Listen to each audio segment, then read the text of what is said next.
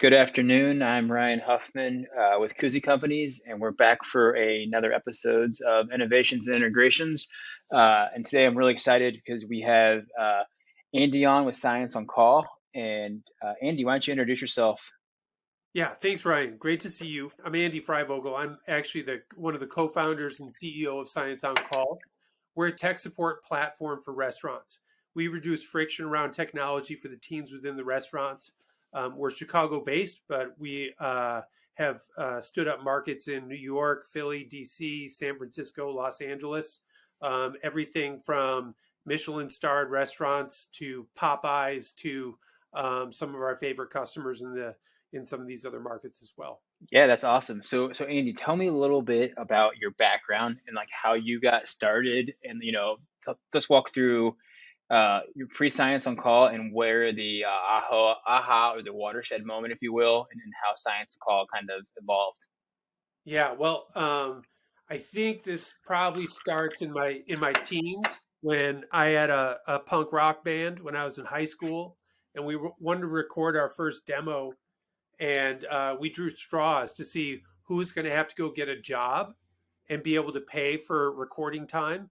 And so I drew the short straw. I got a job as a fry cook, so I was dunking French fries for my first job, and that was my first entree into restaurants. But I worked in hospitality after that. I taught English in Japan. I moved back to the U.S. I got a job at a bookstore. Then I started managing coffee shops, and that's kind of where I got the bug. Every time you're in a hospitality environment, you've got 300 opportunities to win every day, regardless of what's going wrong. If you're providing great hospitality, if you're focused on the customer, and if you're dedicated to serving the best product, then you have an opportunity to win regardless of what's happening in their day, what goes wrong with their cup of coffee. And so I was in specialty coffee for a while, took a long detour through technology during which I learned the trade, and I started as a low voltage technician. I started doing on-site work, doing some computer integration work and networking, and then moved into account management where I helped build a residential internet service provider and TV service in Chicago. And so that was a big chunk of my career, but I really missed hospitality. And so when I had the opportunity to go to work for Intelligentsia Coffee in Chicago as the director of IT, I jumped at it. And I did that for about 5 years. And that's where I really fell in love with really what happens within the four walls of the restaurant space. The opportunity to open new shops, to evaluate new technologies, to roll out new systems, to replace old, legacy point of sale systems with cloud-based point of sale is where I really cut my teeth. And after 5 years of doing that, I saw a big opportunity out there. I said, I'm in Intelligentsia Coffee. This is like a finishing school for people who are starting their own specialty coffee roaster retailers. And so I took the leap. I gave my notice. I ran into one of my two current co-founders a week before my last day, and that's Louisa, who's our COO. And Louisa was just graduating from DePaul School of Business and the entrepreneurship program. And I said, "Hey, I understand you're graduating, but you're also pretty brilliant. Are you going to go get a big job?" She's like, "I don't want to work for a big company. I want to start a big company." And so Luis and I set off on our path at the end of 2014 with our first company, which was like a boutique IT consultancy. And we were knocking on doors. We were literally boots on the ground, but also going door to door saying, "Hey, do you need a new point of sale system? Do you need help with configuring guest Wi-Fi? Are there other technology challenges that you're facing that you would like our assistance with?" And I mean, we sold to coffee shops, bookstores, shoe stores, record shops. We got to help open some, and we really loved it. But we didn't really think of this as something scalable or impactful. We were only helping a couple businesses here and there. And so after about 5 years of doing that, we had started to build a pretty good customer base within hospitality specifically, like restaurants, bars, and things like that. And it was at that point we said, you know what? This is the space that we love. This is the space where we can deliver the most impact and help other people, resolve the challenges that they're having with technology. let them focus on their guests and their food.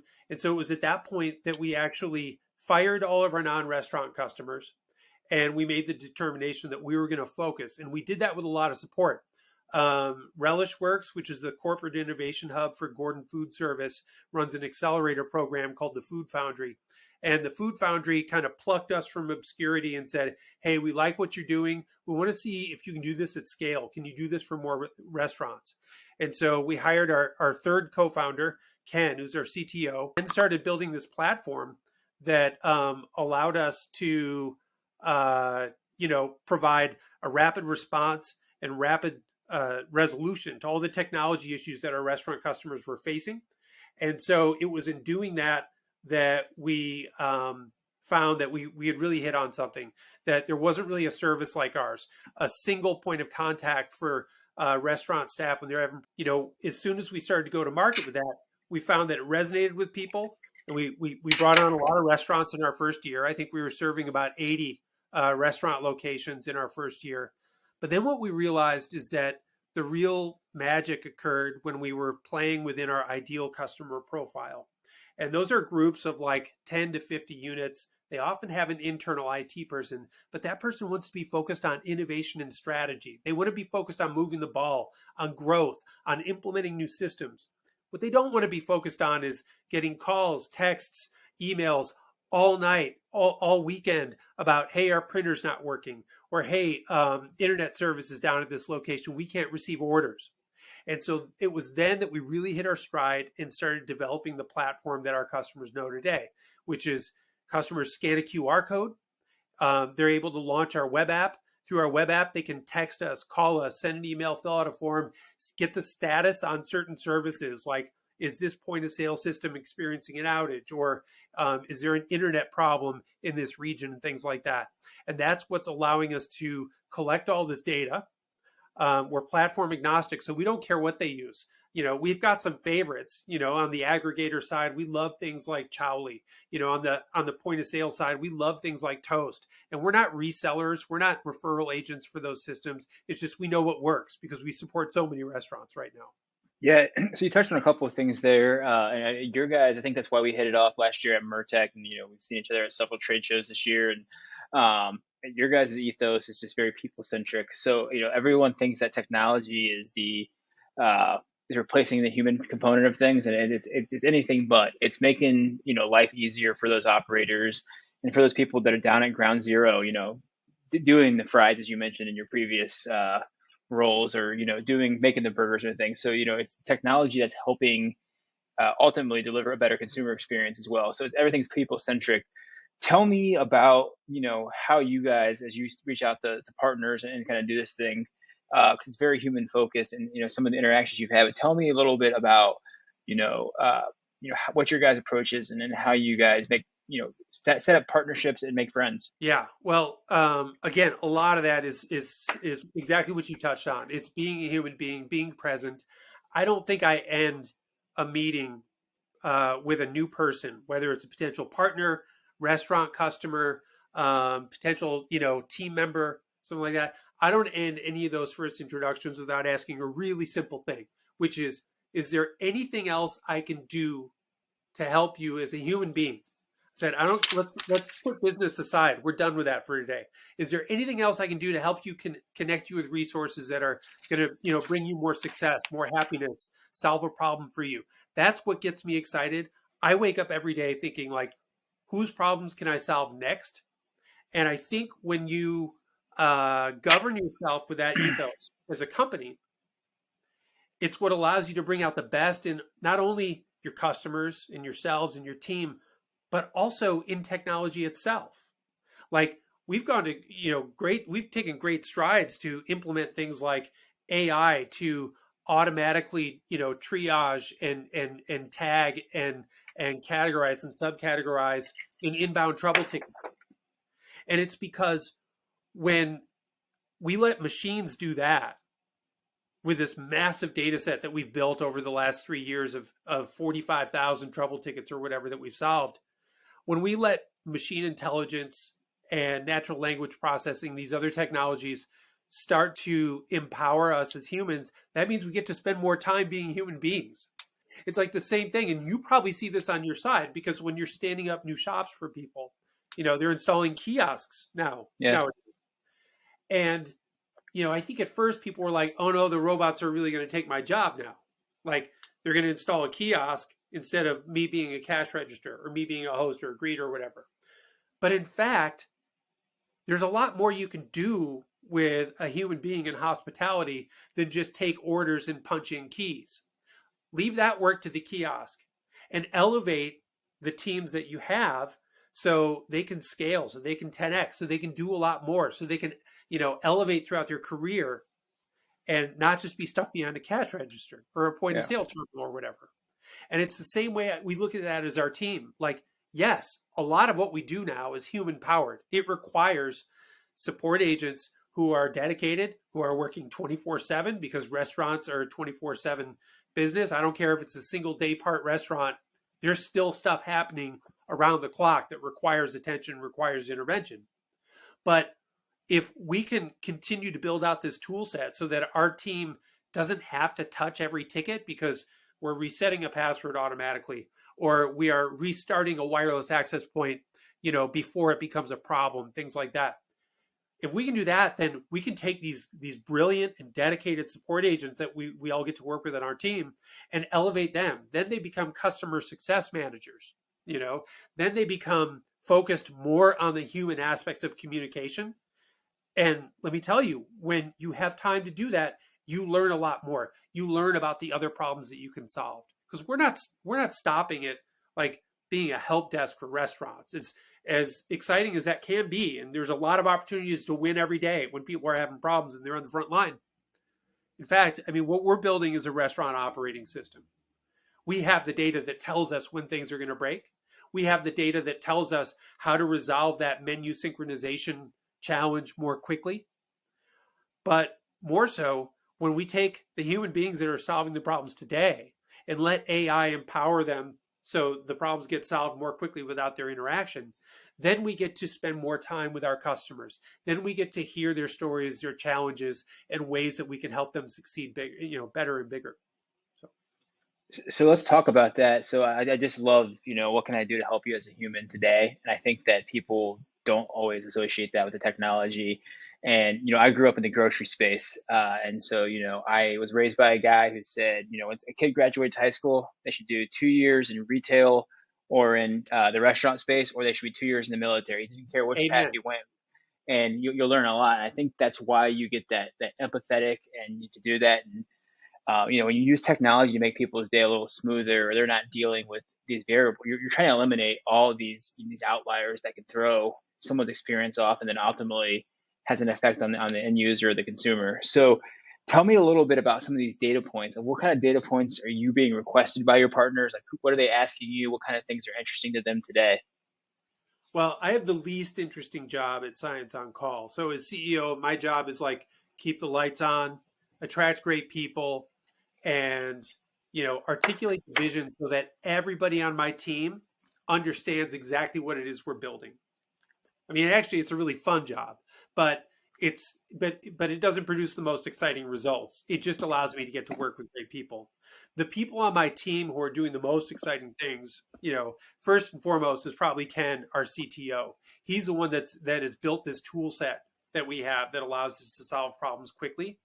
And then Louisa, who's our COO and my first co-founder, Louisa has always had this incredible rotating team. Like we work with interns a lot, always bet on the youth. They know more than we do, and they're more tech savvy, and they get there faster a lot of the time. And so Yeah. that's why we love, young people that want to come work with us. We get excited because that's an opportunity to build a career with somebody. Yeah. And, I can say, hey, can you tell me what are the most, what are the 5 most common issues that our customers are communicating that they're having problems with? Like they know the stuff off the top of their head, but we've also built out our data set so we can search that quickly and say, it's the following 5. It's internet is going out, POS hardware, POS software, email reset, like password resets or new account creation, and then, add a new menu item to the POS or something like that, or onto their online ordering. Like they have the data at their fingertips. And so I usually know because we meet often enough that it's a constant source of discussion. Like we want to put our energy where the problems are because that's when we're having the most impact for the teams inside the restaurant as well as internal IT. You know, internal IT is a pretty thankless job. And a lot of times you're stuck at a desk waiting for a problem to occur that's going to require you to go on site. And it can be really nerve wracking not knowing what's going to happen next during your day, even though, you might be trying to do this big email migration, or you might be trying to launch a new food costing software internally or something like that. And so that's why, in addition to the teams in the restaurants, the internal IT people are the other users of our platform. And they love us because we have a fairly sophisticated help desk environment that gives them full visibility to every issue that occurs at every location within their organization. We can make that very illustrative so they can see what the issues are. We send out reports to some of our customers every week that'll show here's the efficiency, here's the number of tickets that came in, here's how quickly, here's the average response time, here's the average, resolution time. We have all those metrics. They don't have to track that stuff anymore. We become that database for them. In addition to that, though, we're providing them with other data because we send out a survey after pretty much every interaction. And I read every single one of those surveys that comes back to see what was the score we got on solving that issue? What's our organizational score? What are the comments that the teams inside the restaurants, the shift leads, the bar managers, everybody who's supported by us? I want to know what they're saying because that's what helps us build a product that's going to have the most impact for the hospitality employee. So on those surveys, what's the most ridiculous or funniest thing you've got on response? I'm sure you see some pretty entertaining ones. I saw a pretty good one, which was somebody gave us it was either like, these are scored from 0 to 10. Yeah. And somebody texted us. And by the time we had texted that person back through the platform, I think they had already solved the issue, and I think something was unplugged. You'd be amazed at the number of times in restaurants that fairly mission critical equipment, like whether it's tablets for online ordering, things like that. A lot of those are going away due to some of the aggregators that have done a great job of taking care of this. But you'd be surprised at the number of times that those things stop working because someone unplugged it so they could plug in their phone or their Bluetooth music player. That Yeah. happens too. And so in this case, I think somebody unplugged a tablet, said the tablet wasn't working. By the time we got back to them, they said, "Oh, it's working fine now." And the response, they gave us a 0. They said, "You didn't do anything. I just plugged it back in." Yeah. There you go. I'm Right. like, Hey. what? I'll take that. If Right. once in a while I got to take it on the chin from a review, but knowing that Yeah. someone's problem got solved instantly within a minute or two, that makes me Yeah. just happy. We don't have to claim all the victories. Yeah. Now, on the other end of the spectrum, when we see like 9s and 10s come in, it's reflective of not necessarily us. We have high expectations of ourselves, but it's reflective of the rest of the universe, I think. Traditionally, IT companies are not very responsive, not very human oriented. Yes, it does feel like the first thing everybody asks is, did you unplug it and plug it back in again? And sometimes that fixes things. But I would say we often find that people are just blown away by the fact that, we care, that we're present, that we Yeah. respond quickly, and that we're so focused on resolution that our team gets frustrated when they've got tickets open in the system. They're like, I need to close these tickets. I need to confirm that this general manager's problem is solved, or that this front of house, staff member is able to access what they need to access, or that this Yeah. cook is able to punch in. Yeah. Yeah. I think that goes a long way with everybody. I mean, specifically in the tech space, it's just acting, and you may not get the answer that they want right away, but if you're engaged and you're trying to work towards that problem, a lot of times you get the calls, we get the calls, people are ready to throw their hands up and say, to hell with this, I'm ready to move on to the next thing. and you're like, hey, let's figure out how to work to this, and it does not harp on the fact that Joe plugged his phone in or whatever it happens to be. Let's not talk about how we got here.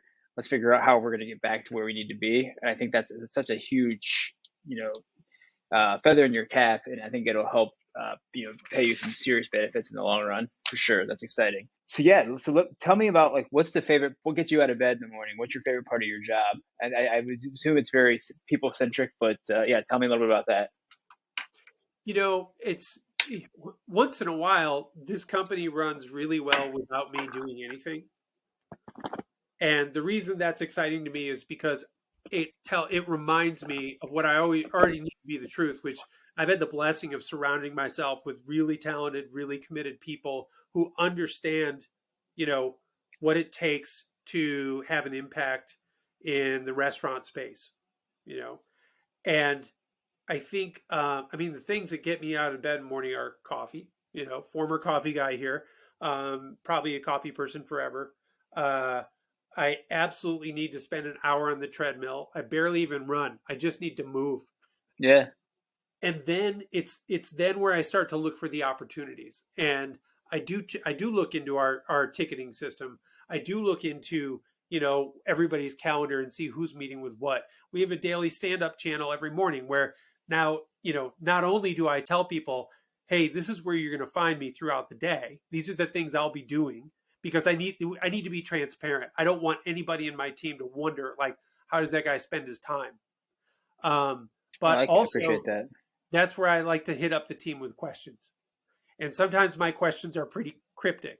So, like, for example, today, I said, hey, team, I've got 2 investor meetings. We're going to be working with such and such brand for an onboarding call. We've got another meeting with, a follow-up with this. And then question, all caps. And today's question was micros or SciComm? And then I let the team just riff on that, and it's like, so what have I done? I've called out the names of 2 different point of sale solutions, both of which we've seen, present in our existing customer base.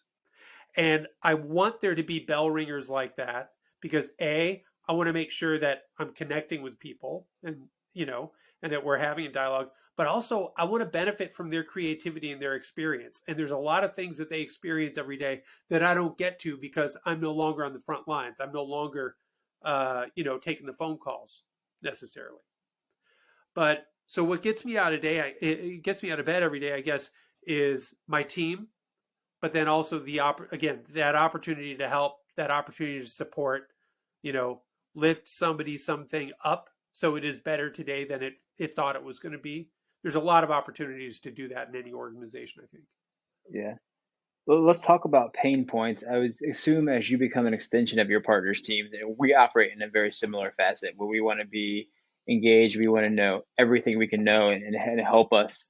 Literally, it's like, hey, Andy's essentially another member of X, Y, or Z customer. So I would assume when you talk about your pain points, a lot of times those are done, through the transit of property, and it is your customers' pain points become your pain points. So talk about some of the learnings you've had during your guys' history and kind of, what's keeping you up today. Yeah, so that's a really good question. And you're right. Our fortunes are tied directly to the success of our customers. Without innovative brands who are still growing in the face of all the disruption over the last couple of years, we're nothing, and we're not useful without them. And so it's paying attention to the minute to minute pain points, like printers going offline or internet going down or phone service not working or something like that. Those are the minute to minute ones. But but you have to see both ends of the spectrum. You have to keep your eye, you have to talk to operators. You have to talk to your buyers. And for us, our buyers are typically CEOs, COOs of growing restaurant brands. And you have to create openings to learn from them. So the thing that keeps me up at night is that no one's getting a break on rent despite massive disruption to their business. No one's getting a break on food cost, despite this massive disruption, the supply chain challenges and things like that. Food cost appears to be settling or leveling a little bit right now, but like every one of those problems is a problem for our customers, and therefore it is a problem for us, whether or not we talk about that every day. It is my job to be aware of those things and to look for opportunities. But that's one of the beauties of what we get to do, which is we're platform agnostic, so we're not beholden to any single solution. Whether or not we might have some favorites, we don't sell anything, so we just have to be aware of what works. And when I see an operator saying like, hey, we're closing 2 more shops because those locations aren't working out, and it's not all that uncommon. We see it in a lot of places because often they're opening 3 new locations in a new place. But when you see them experiencing those challenges, is when you look to yourself and say, what am I seeing that's successful for the other operators we support? Because we support like 45 brands, about 306 restaurant locations total. And when something's succeeding for, brand number 3, you want brand number 9 to know about it. Because A, they're not competing. Like, restaurants don't really compete with one another. They have a super solid sense of community. I had the opportunity back in October to sit in a pub with, I think, 6 or 7 operators. And each of them had an independent brand between like 5 and 20 locations. They're all growing, but they're all dealing with a lot of these challenges. Some of these folks had locations like right next to each other, but they're not competing. They are sharing. They want each other to succeed. They want there to be a vibrant restaurant community.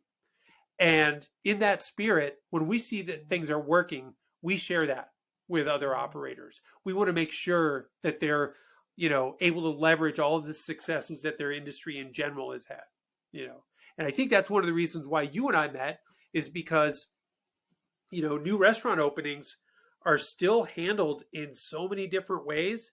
And a lot of times it is barely a spreadsheet of the tasks that need to get scheduled, performed, tested, verified, activated before someone opens a new location. And so, identifying resources like that makes my job so much easier, because now when I have a customer that has that problem, says like, hey, we're opening 2 new shops in Los Angeles. Who do we use? Now I have somebody. And it doesn't make me any money, but it makes my customers succeed, and eventually the payoff will be there for me. Yeah, that's a great point. So, you get to see, you get a very similar seat to me, where you get to see all these new technologies and evaluate things and make great friends and say, hey, restaurant X, Y, and Z, meet Andy, meet Ryan to help you solve these problems. What are some of the micro and macro trends that you're currently seeing on a big scale? And talk about some of the technologies that are being used to address some of those trends and enhance those trends, and kind of what gets you excited. Yeah, so on the micro side, we do see a lot more exploration of streamlining the ordering experience by leveraging some of these amazing platforms that are out there to do that. So, point of sale almost all point of sale has some kind of native online ordering, but it's not all great. And so in many instances, if your channels, your customer facing channels include like, Uber Eats, DoorDash, Ritual, all of those third party delivery and ordering apps, well, you need to have uniformity so that your team is able to respond and prepare orders in a reasonable amount of time and have that order accuracy. And so just the embrace of things like order aggregators is a big one. Some of the customer facing kind of experiential stuff, and a few come to mind that are all good ones. Incentivio, Lunchbox, obviously amazing branding, AppFront. These are all really solid solutions, and some are going to be great for one, some are going to be great for another, but they're giving restaurant operators the opportunity to really brand their experience, but provide all the operational efficiencies of, kind of big iron, and so it gives them the opportunity to engage with their customers in a really clean, professional way, reduce friction around the ordering process, and make things easier for back of house because they see when an order comes in and it looks like it's supposed to, and they know which channel the customer came through. So they know whether should we be looking for an Uber Eats driver in the lobby, or is this customer going to come pick this up themselves? So the advancements in that area have been exciting. Kiosks, again, have been exciting. That's an opportunity to put a little power back in the customer's hands. And it's an opportunity to allow the human beings that used to be taking the orders to be a little more focused on the human interaction. That's what creates the experience. Otherwise, we wouldn't go into a restaurant. Even a QSR has an experience. They have a vibe. They've got music. They've got color. They've got lights. And, any technology that enables the staff to be a little more present and human and engaging just feeds into that ambiance. I don't believe that you can't have an incredible experience within a quick service or fast casual restaurant. A lot of people think like, oh, well, I'm just going to McDonald's or I'm just going to this place. They're not even calculating whether or not they should expect a good experience. They're just getting their food and they're getting back in their car or they're going through the drive-through. But I'm impressed by the QSRs and the fast casuals that have made that investment in creating a great guest experience, which I believe can happen. On the macro side, I think something that's pretty exciting and people really need to pay attention to are the number of plant-based concepts out there. And I'm a carnivore. I eat meat.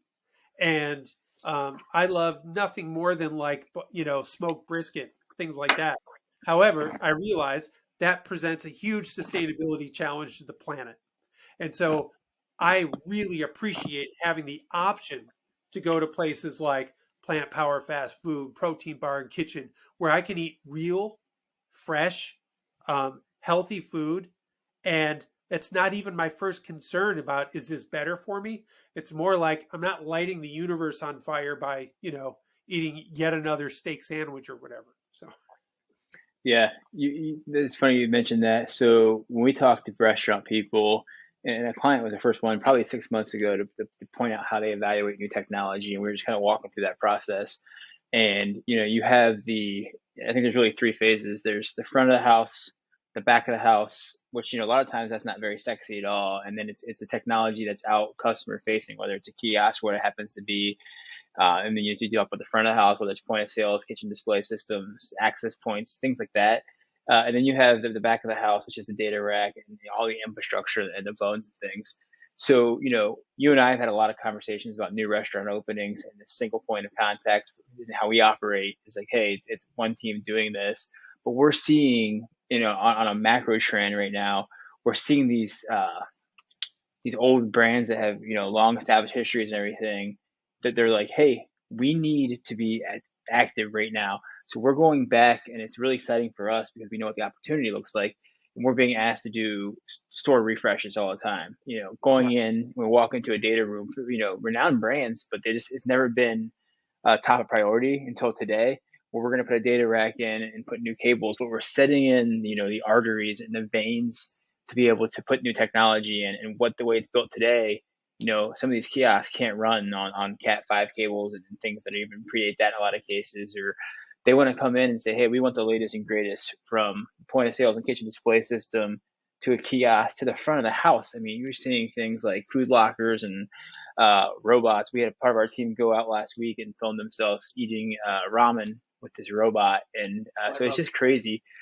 It's exciting. You talk about vegan trends and everything. What is like the most weird, far out there things that you don't think would have 20 years ago when you're watching Back to the Future? I guess probably 30 or 40 years ago, but when you're watching Back to the Future, what kind of stuff do you see today that you're like, holy cow, this is getting some traction? I mean, honestly, I have to admit, I haven't. See, I used to be I used to be a field guy. I used to have a tool bag, before we launched Science on Call. So I used to get to see a lot more than I get to see now. But I don't get to see as much in person, but I'm pretty excited about robotics. The robotic busing stations and servers and stuff like that. Yeah, they look weird and they look clunky, and some brands are saying, no, we're not going to do that and stuff. But eventually that technology will get there. It will catch up. It will make sense, and it'll become commonplace. Robots will be commonplace. In the words of Amoga from Carbon Origins, who's building amazing food delivery robots. Um, but robotics is really interesting. I think sensing, like I think anything that can tell you when there's movement, when there's heat, when there's moisture and stuff like that, I think that unlocks a lot of opportunities to streamline efficiencies, grow the bottom line, but also um, increase comfort inside restaurants. But I think you hit the nail on the head with the comment about wiring. Like everything is on the network at this point. Like it used to be, you either had Wi-Fi or you didn't. You either charged for it or you didn't. It had almost nothing to do with the actual business of the restaurant. It was about the ambiance of the restaurant. It was about, do they have guest Wi-Fi or not? But if you walk into a sophisticated but still, streamlined restaurant concept now, they probably have 5 wireless networks, and they're almost all necessary. So one's for the guests. You want to collect that email address. You want to be able to market them and notify them of new menu items and specials and things like that. Another's for the point of sale system. That has to be secure. It has to be isolated from the rest of the networks so that somebody can come to your table during brunch, take your order, and have that fire in the kitchen immediately. You need to have something for music. Have you ever eaten in a restaurant with no music? It's creepy. Like nobody wants to be in a quiet restaurant. And there are other systems that improve the experience, collect more data, allow the operator to run their business better, that require connectivity. And then obviously, behind the counter and in the kitchen and everything, you got to have hardwired everything. Like Wi-Fi isn't enough. And a lot of people use that phrase interchangeably. Like we get calls to say, like, we get texts say, our Wi-Fi is down. It's like, well, actually, it's not your Wi-Fi. It's the whole internet is down. Right. But we don't, we seek to empower people, not to scold them. So, Yeah. But, it's everything starts now with what's the network going to look like? When's that going to get installed? Because most of the systems that you're going to use in a restaurant right now aren't going to work until you have, ubiquitous data connectivity throughout. And I look at some of the services that are coming down the pike right now. You mentioned food lockers. Cargill has developed this incredible platform called Checked, which is a really smart food locker system that we've had the honor of supporting as well. Another solution that we see is our computer vision and AI being applied to order accuracy. I guess that's not exciting. It's not like, hey, we're on a different planet right now, but it is. Those are kind of the inches in between that we need in order to run successful businesses. Is like, man, if I could just not get 3 bad reviews because somebody didn't include the French fries or they sent me a Dr. Pepper when I wanted a Sprite or whatever. And so some of the platforms around improving kind of the finer elements of food service are the ones that I think are ultimately going to be really exciting. Yeah, that's a lot of really interesting perspective there. So as you start to look at, different hardwares and different things you've seen out in the field, what are some things that you're like, wow, I never thought of that before, and kind of what your perspective is on that? Well, there's some interesting things going on the camera side. Like we're starting to see, the surveillance side, because it's important to know who's in your restaurant, when they're there, what happened, when did somebody's purse disappear, whatever. All that stuff happens in every restaurant. It's nobody's fault, but you want to be able to have the data in order to respond to situations like that. And in that instance, video surveillance is a necessary, component of that. And we're starting to see the disappearance of the DVR or the network video recorder. Yeah, like all this stuff is starting to move up to the cloud and starting to become very cost effective and high performing. That's really exciting. Yeah. I think on the music side, there are a lot of advancements that will occur that haven't occurred yet. But at this point, it's pretty common for most restaurants to have a cloud-based, music source, some kind of control over, the zones within the restaurant and things like that. But then, there's further out stuff. Like I think beacons, Bluetooth beacons had kind of a slow or kind of false start, maybe 10 years ago where they were starting to play around with them. But now between, people, everybody has a mobile device for the most part. And what you can do with Wi-Fi to understand who's in your restaurant and what the traffic looks like. And can you use that to build predictive models around when do you need to staff differently? When do you need to change your order for the amount of, chicken patties you're going to get, or the amount of French fries you're going to drop in the fryer? Those things are all really exciting. I think it's the cumulative use of technology that creates something that's greater than the sum of its parts. Yeah. But I've been really excited about what we've seen on the digital display side. Zero In does an amazing job with that. Been really excited with some of the platforms that have been built around, food costing checklists, kind of, the day-to-day management tasks and stuff. They're getting way smarter. It's the combination of all those things that make for an exciting future, I think. So I want to bring this conversation kind of full circle here and go back to the science on call and kind of what you guys are working on and the value you provide. So can you go into in depth and kind of tell us about the little different levels of service that you're currently providing? Yeah, yeah. So we offer a subscription based service, and so that means that restaurant operators pay us a flat fee per location per month. And yes, there is a little bit of I think ennui at this point about the idea of like, do I have yet another monthly fee I have to pay? And there are a lot of them. However, if you look at the old model, it was, if I'm going to have a restaurant group, there are going to be technology problems. And so I'm going to need people to solve that. And so it used to be every time you added 5 or 10 restaurants, you had to hire another full-time person, $70K a year. They get benefits. They get, obviously salary, payroll taxes, and all these other things. It's a cost, and it doesn't really scale. It doesn't fuel the growth of the restaurant.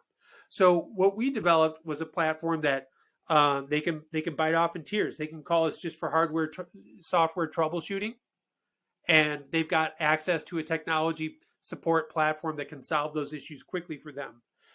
Our standard tier actually includes things like menu edits and 86ing and things like that. So if they're out of chicken, they don't want people trying to buy that on all the third-party platforms because they're going to be unhappy. They're going to write a bad review, and a bad review can cost you like thousands of dollars over time, depending on who's reading it and deciding not to come to the restaurant. So we offer that standard tier that includes menu edits and things like that. And then in our pro tier, we actually include a failover internet solution called Science Online. And so it used to be if a restaurant's internet service went down, you could still use the POS system in offline mode, and it was no big deal. You would just upload all those authorizations as soon as the internet connectivity was restored. Now, many of our customers are seeing 70, 80, almost 90% of their orders are coming in online.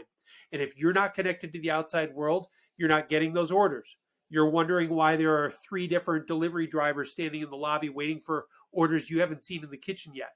And you've got unhappy customers. You've got really unhappy staff, despite having done everything they can to create that great experience. And so that failover internet solution is kind of the top tier that we include in order to prevent tragedies like that. So, Which of those categories is the most popular for you and in the highest demand? I would say increasingly we're seeing customers gravitate towards that pro package that includes failover internet service, but it includes everything else. So support for point of sale, internet, internal networking, third party ordering, delivery, menu edits.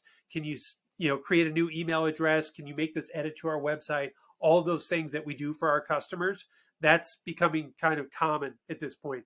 We used to charge, well, next to nothing for this service. But what we realized is, as you listen to restaurant customers, they offer you a lot of opportunities to improve their experience and provide some more efficiencies to the operation. And so we've developed our service around that. And so it's a very all-encompassing product that allows any restaurant group to plug in this platform, get their team rapid response, rapid resolution to all of the most common problems affecting them in the restaurant. And it is for a fraction of the cost of what it would take to add a person, let alone 3 people, which is what you actually need to fill out a whole restaurant schedule. You can't do that with one person anymore. And so for growing brands, we found that we're actually the best solution for them. Yeah, so that's you said a lot of interesting things there. And so as um, you look at these things, and obviously you're playing in a very competitive space, and but you have a different energy, which I totally dig, and the way you project yourself is the impression I get from your entire team, and kind of how you guys are, making friends and making and forming partnerships. So what about it, about you and your team is separating you amongst the competition and other players in the space? Well, I'll let you in on a dirty little secret, and it's very hard to explain this because like we're a venture-backed company. It's very hard to explain this to prospective investors because every company that's pitching is supposed to have a competitive landscape slide that says like, here's the most expensive and most responsive. We're in this corner, and then here's the Yeah. most proprietary, and here's the cheapest. Someone else in this corner. We're the only subscription-based, platform agnostic tech support platform for restaurants out there. There's nobody else out there that speaks restaurant, works restaurant hours, doesn't care who your point of sale system is, but is willing to build the internal, competency and proficiency to provide, top tier support to your staff. And so, to date, I guess the competition that we face out there would be, we just want to add another expensive IT person who's going to work 40 hours a week and never respond to their email. Like that's not very hard to compete with. We work with IT leaders. So all of our customers have somebody internally who is incredibly tech savvy and driven and forward thinking. But we allow them to be forward thinking because we're taking the tier 1 and tier 2 issues off their plate. And so if there's another kind of competition out there, there might be like there are managed service providers that, again, they don't understand restaurants. All they're going to tell you is, no, you can't load software on your laptop. And yes, your internet is either up or down. That's all they can do. But what we do is take a holistic 360-degree view of the restaurant tech stack and make sure that there are rapid resolutions available for any issue that comes up. And based on the 45,000 times that we have solved people's problems and put more money back in their pocket and reduce friction around technology, we know what those problems are. We know it better than anybody. There's some others out there that say like, well, we're restaurant technology partners. It's like, no, you're a payments company. You're trying to sell payments into this restaurant. And once they sign the deal and once they're up and running and once you see those residuals coming through from the payment processing, guess what? You're kind of hard to get a hold of. We don't do it that way because we don't have anything to sell. We just want to help. Yeah, no, that's great. I think that, lead with I want to help, and whether it's at the personal level or the professional level, I think you're gonna do great that way. It's Andy, I've really enjoyed this conversation, and look forward to continuing to build with you guys and partner with you guys across the board. Is there anything you'd want to close with as we kind of wrap this thing up? I would just, first of all, thank you for the time. Thanks for the opportunity to talk about this stuff. I Yeah, don't get the thank you. opportunity enough, but we're just excited about a world in which restaurant operators are able to grow their business from, the ground up, and it starts with, the concept. It starts with the menu. It starts with the team, but then you got the brick and mortar location.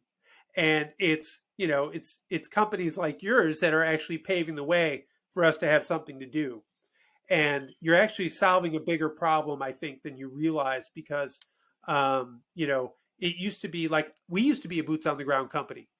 Like 5 years ago or 6 years ago, before we became Science on Call, I was excited to jump in my car with my tool bag on a Friday night because, hey, this pizzeria is offline and they need me to help them. That excited me. But what we've realized over time is leave the actual installation implementation to the professionals like yourself. And Yeah, we're going to focus on solving everything we can remotely. Because when we went into the pandemic, I think we solved 70% of issues remotely and about 30% of issues required someone going on site. Now we solve about 99.6% of issues remotely. And we have partners like you that we can go to when the remaining 0.6%. So Yeah. it takes a village. It takes everybody doing their best to make this work. Restaurants Yeah. are the toughest industry, but they're also the most rewarding industry to be connected to and to work with every day. No, this has been great. We appreciate you and look forward to crossing paths with you on multiple times this year and probably throwing back a few cervezas together. Yeah, fantastic. Looking forward to it. All right. Thank you. Good to see you. All right. Thanks so much, Ryan.